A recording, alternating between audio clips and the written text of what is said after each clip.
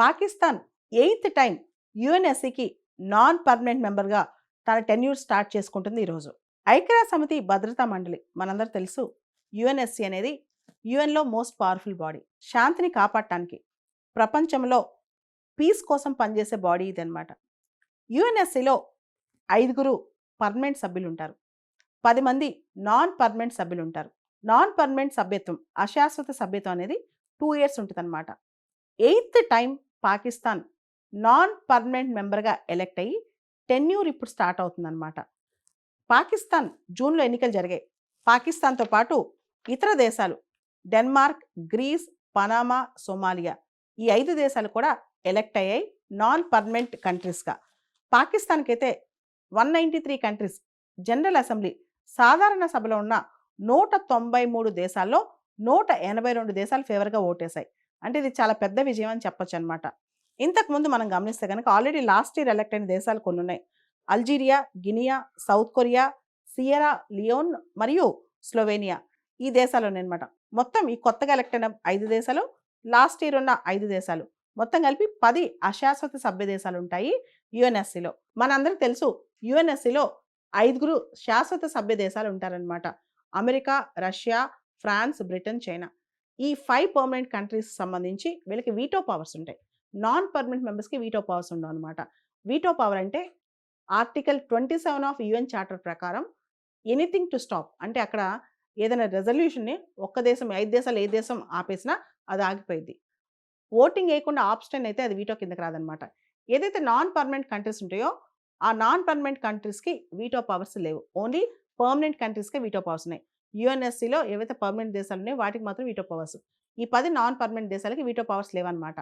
Pakistan 2 years temporary membership ఇది, దీనికి veto power లేదు. భారతదేశం కూడా ఇప్పటికే 8 సార్లు యుఎన్ఎస్సిలో నాన్ పర్మనెంట్ మెంబర్గా చేస్తుంది.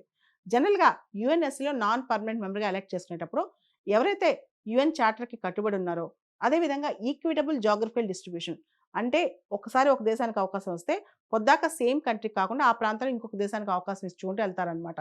ఇట్లా ప్రపంచం మొత్తం రిఫ్లెక్ట్ అయ్యేటట్టు చూస్తారు యుఎన్ నాన్ పర్మనెంట్ మెంబర్షిప్లో. యుఎన్ మెంబర్షిప్కి సంబంధించి శాశ్వత సభ్యత్వం, పర్మనెంట్ మెంబర్షిప్ ఎక్స్పాండ్ చేయమని చెప్పి చాలామంది డిమాండ్ చేస్తున్నారు, చాలా దేశాలు డిమాండ్ చేస్తున్నాయి. యుఎన్ రిఫార్మ్స్ అవసరం, అతి ముఖ్యంగా యుఎన్ఎస్సి రిఫార్మ్స్ అవసరం అని చెప్పి. ఇక్కడ మనం గమనించాల్సింది ఏంటంటే ఈ సంవత్సరం 80 years of formation of UN. 2025లోకి అడుగు పెట్టేసాం. 80 సంవత్సరాలు అవుతుంది ఈ ఇయర్తో ఐక్యరాజ్య సమితి ఏర్పాటయ్యి. అంటే 80 సంవత్సరాల క్రితం ఉన్న రియాలిటీస్ ఏంటి? అప్పట్లో America powerful, Russia powerful, France, Britain powerful, తర్వాత చైనా పవర్ఫుల్. సో అంత స్ట్రాంగ్గా ఉన్న ఆ టైంలో ఇప్పుడు పవర్స్ మారినాయి, పవర్ సెంటర్స్ మారినాయి, థియేటర్ మారిపోయింది, వరల్డ్ పాలిటిక్స్లో కంప్లీట్ పిక్చర్ మారిపోయింది అనమాట. ఈ టైంలో ఎమర్జింగ్ కంట్రీస్ చాలా ఉన్నాయి. అండ్ అప్పట్లో కూడా మీరు చూస్తే కనుక జర్మనీ, జపాన్ ఈ దేశాలన్నీ కూడా తర్వాత ఇప్పుడు చాలా పవర్ఫుల్గా ఉన్నాయి, కానీ వీటికి పర్మనెంట్ మెంబర్షిప్ రాలేదన్నమాట. ఇండియా కూడా నాకు పర్మనెంట్ మెంబర్షిప్ కావాలని డిమాండ్ చేస్తుంది. దానికోసమే G4 అని ఒకటి స్టార్ట్ చేశారనమాట. G4 అంటే India, Brazil, Germany and Japan. ఈ 4 దేశాలు కూడా యుఎన్ఎస్సి మెంబర్షిప్ కోసం ట్రై చేస్తూ యుఎన్ఎస్ రిఫార్మ్స్ కోసం ట్రై చేస్తున్నాయి అనమాట. దీన్నే G4 అంటారు. G4కు ఆపోజిట్గా యునైటింగ్ ఫర్ కాన్సెన్సస్ లేదా కాఫీ క్లబ్ అని స్టార్ట్ అయిందనమాట.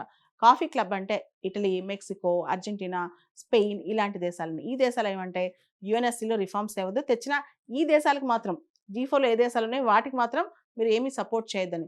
ఈ కాఫీ క్లబ్లో పాకిస్తాన్ కూడా ఉంది. ఇప్పుడు యుఎన్ఎస్సిలో నాన్ పర్మనెంట్ మెంబర్గా పాకిస్తాన్ అయిందనమాట. అంటే ఐక్యరాజ్య సమితి యొక్క 80వ వార్షికోత్సవం సందర్భంగా పాకిస్తాన్ యుఎన్ఎస్సిలో నాన్ పర్మనెంట్ మెంబర్గా ఉండబోతుంది అనమాట. అంటే ఇది చాలా కీలకమైన అంశమే అని చెప్పుకోవచ్చు.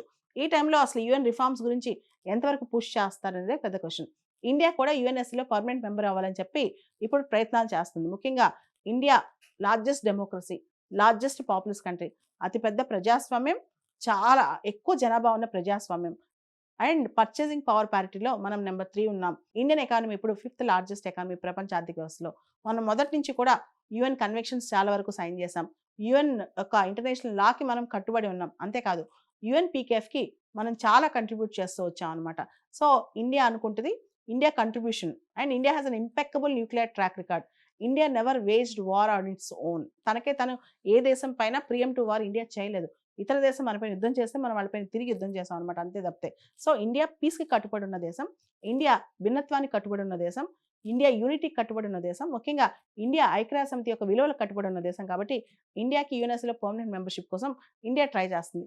ఇదే తరుణంలో పాకిస్తాన్ ఈ రోజు నుంచి కూడా యూఎన్ఎస్సీలో నాన్ పర్మనెంట్ మెంబర్‌గా తన 2 సంవత్సరాల సభ్యత్వాన్ని స్టార్ట్ చేస్తోంది.